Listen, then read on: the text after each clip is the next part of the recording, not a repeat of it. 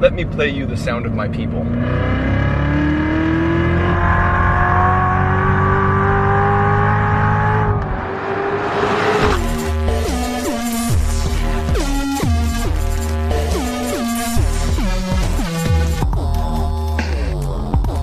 God bless America.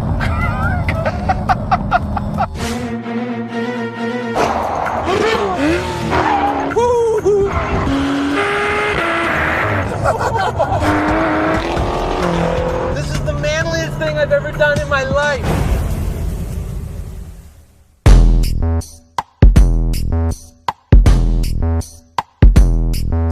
The Corvette Z06 and GTR Nismo represent the current top-tier performance cars from their respective countries. The Z06 is the latest profoundly crazy Corvette. It's a car so fast, so capable, and so inexpensive relative to its performance that you almost don't believe it exists. It has 650 horsepower, 650 pound-feet of torque, and tires as wide as they are sticky.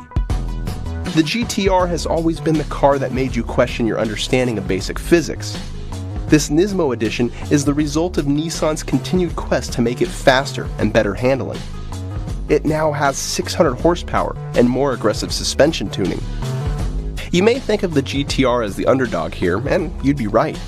It's down 50 horsepower and it weighs around 350 pounds more, but it combats that penalty with an intelligently powered front axle that helps it escape corners at unbelievable speeds. Through its short gearing, traction, and torque, it's able to do things you don't think it should. The Z06 has some clever tricks too, though, including an electronically controlled differential, magnetic shocks, and a stability control system that makes it an easy car to approach. Its Z07 package gives it large carbon ceramic rotors and sticky Michelin Cup 2 tires, while the Stage 3 Aero package adds a large gurney flap and an extended front splitter.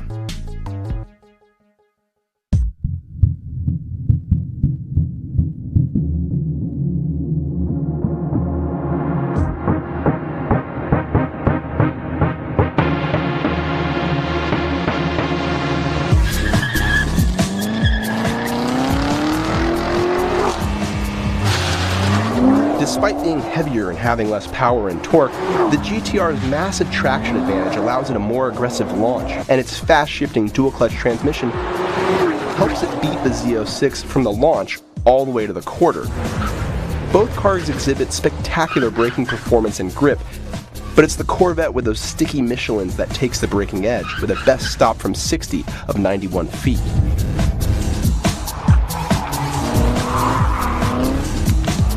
The GTR is easy to drive around the figure 8, making great use of its all-wheel drive and leaving the corners at crazy speeds. However, its best lap at 23.1 seconds with an average lateral G of 1.03 can't hold up to the Z06. In a shocking performance that I simply could not believe, the Z06 lapped the figure 8 in 22.3 seconds. That's just a tenth off the Porsche 918, which is the fastest production car we've ever tested here.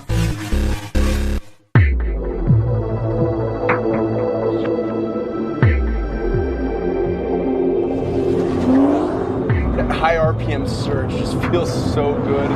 That coming out just feels great. We know this car, you know this car. There's been no shortage of coverage for this car, and I don't think I've been shy in how much I like this car. It's a very different machine than the Corvette. Obviously, it's all-wheel drive, it's heavier, it's taller, it's bigger. I can't decide which one looks better. Neither are particularly beautiful. They're both aggressive. They both are very focused on performance. It's easy to see that by looking at them. But I think styling is going to be a push between these two. They're both cool. They're both interesting. And I think they'll both draw crowds around them when you stop. The way this engine gets to life is just so different than the Corvettes. This has more of a rush, a high RPM sensation. Probably the most fun thing you can do in this car is see how early you can get on the throttle through a corner.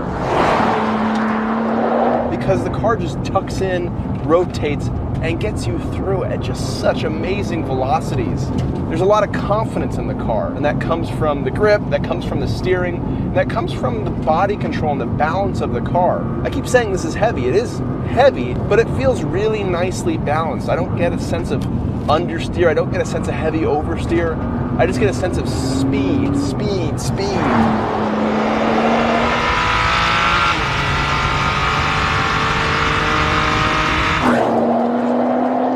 The twin clutch transmission works incredibly well.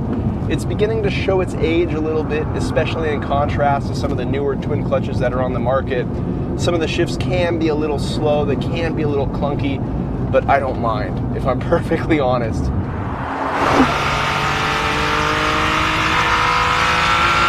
Now, it doesn't sound great, and we've gone on about that with the GTR ever since it first came out.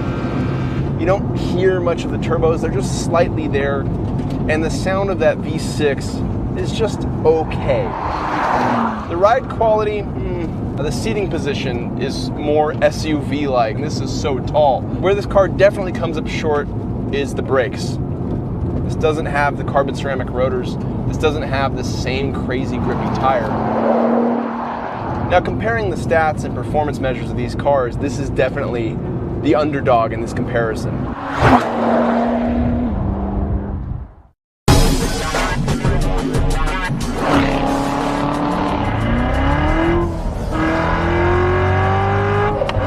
That sound represents everything that's right with the Corvette Z06.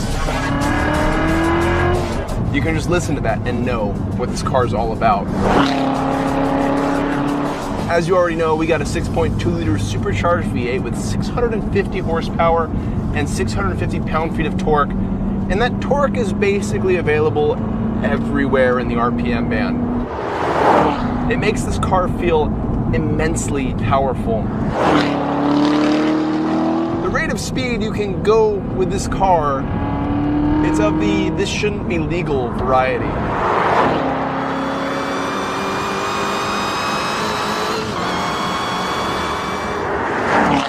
This new Z06 is pretty sophisticated, from its active differential to its magnetic ride to the stability control to all the various drive settings. There's a lot of tech happening behind that 650 horsepower and that noise. The tires on this thing, the Michelin Pilot Sport Cup 2s and the carbon ceramic rotors, give this car amazing braking performance. Just absolutely crazy braking performance. You want to challenge the brakes harder. You want to go into zones later because you have so much power at your disposal. We also have the Stage 3 aerodynamic package, which means we have flicks and splitters on the front and a big wing on the rear that takes up about half of the rear view mirror. Of course, thankfully, it's see-through, so it doesn't block your view entirely, but you always know it's there. The Z06 is the high-power, high-torque, rear-drive, manual, low-slung coupe of a sports car. It's extreme levels of lateral grip, thanks to those tires, and big power on the straights.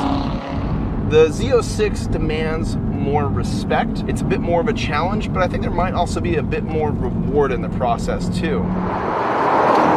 The interior is a little bit less boomy than the GTRs, and let's just face it, that sounds a lot better than the GTR. I think the GTR might be outgunned in this comparison because it doesn't have the power. It has more weight, doesn't have the tire, it doesn't have the brakes. It'll be really interesting to see how these do on the track.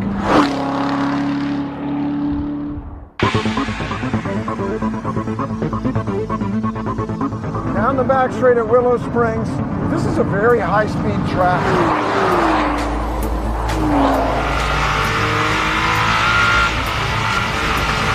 The GTR is a pleasure here because of its stability. Such a good feeling rolling into a corner. It just lays in there. I know exactly where the car is going to go. The GTR for me is a car where I can raise that puff of dust at every apex and every exit, because when I floor the throttle, I have control.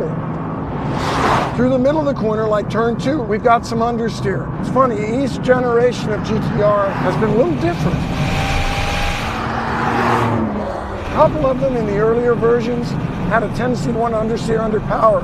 This Nismo, no, not so much. I think it's very well balanced under power. Little bit of oversteer on the entry, but let's not call it oversteer. Let's call it rotation, because I like it. It helps the car get in the corner. It's just so easy, so confidence inspiring. That's the big difference. Sweet little drift on the way into turn 3. I could just gas it out of 4. All-wheel drive out of the corner, right to the edge, exactly where I wanted it. The Nismo's got a rear wing, which gives it an advantage in a high-speed corner like this 125-mile-an-hour sweeper turn 8. Here in the brake zone, Nissan has the cast iron rotors normal style, and they just don't have the bite. The shifters are mounted on the stalk, not on the wheel. I think I'd really prefer those shifters to be on the wheel, so I always know where they are. Shifts are quick and snappy. A really enjoyable experience. The Nissan carries a lot more weight, and I can feel it. But the all-wheel drive and the suspension setup make it work. Pretty incredible, frankly. Look, over that jump, we're just hooked up, foot on the floor, no worries, no sweat, no fear. Stable, one hand, flooring it off the corner, no hands. Ha! Don't try that in the vet.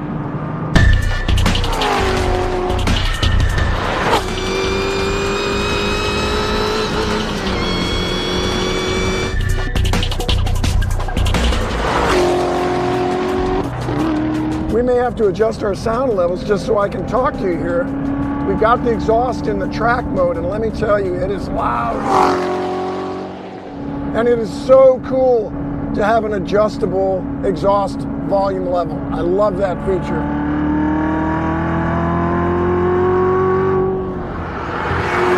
A lot of adjustability in the new Corvette Z06. We can adjust the shocks, stability control modes. I'm currently in the track mode, and let me tell you, it's stiff.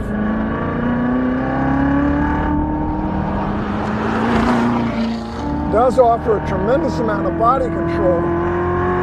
It's just not comfortable. We've got the full Aero Stage 3 package. Got the manual gearbox, 7 speeds.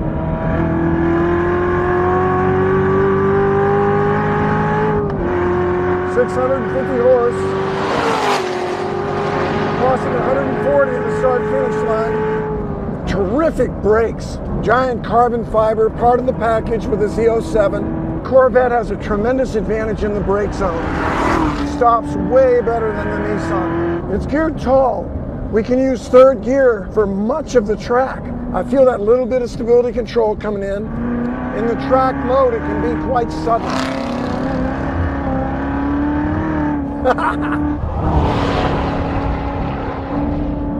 And it's a little loose.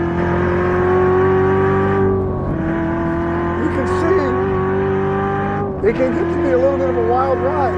You've got to be on full high alert. You don't see me driving with one hand in this Corvette like I do in the Nissan. It takes full focus all the time. The Nissan GTR is a lot more stable than the Corvette Z06 is. Making just tremendous noises. I like the sound best. I like the brakes second best. I'm not too crazy about the tendency to oversteer of this yellow car here today. It's a drifter, let me tell you. And now, a Tire Rack Hot Lap.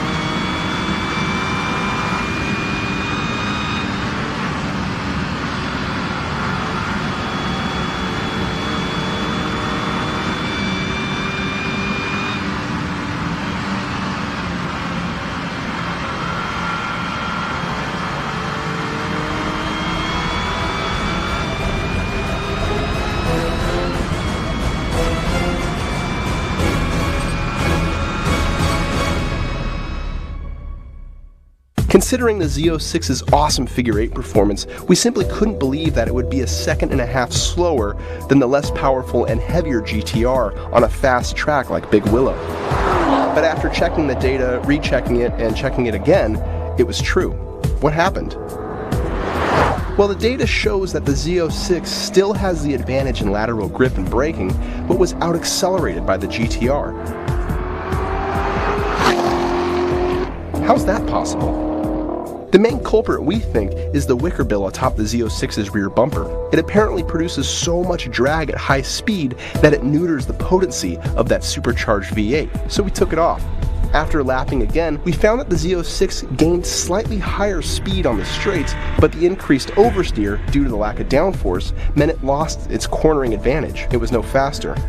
This leaves the Z06 in an awkward position. It should be the faster, better driving car of the two. It has the hardware, it has the tech, it has the power, and yet it doesn't put it together. We found both cars equally fun to drive on the road, from the Corvette's wonderful sound and low seating position to the GTR's maniacal mid-corner acceleration and better balance. Ultimately, we expected more from the Z06, and it didn't deliver in this test. It remains a performance bargain, but it was outshone by the GTR. The Nismo was able to do more with less power, less tire, less brake, and more weight. And for that reason, it wins this controversial episode of Head to Head. Holy crap. Is that enough? Yeah, that's great. We were in the dirt. Yeah, a little bit. Just kissed it. This car is just really loose. Except for the brake zone. Fantastic in the brake zone. Love the noises. I enjoy the manual shifter, and I don't think it slows it down very much. But the handling is just cuckoo. I'm surprised, shocked, that it's slower, so much slower than the GTR in a straight line. It's not supposed to be. I'm working way harder to create the lap time in the Vet than I am in the GTR. GTR, it's a walk in the park. In this car, it is a wrestling match. You're wrestling alligators the whole time, trying to avoid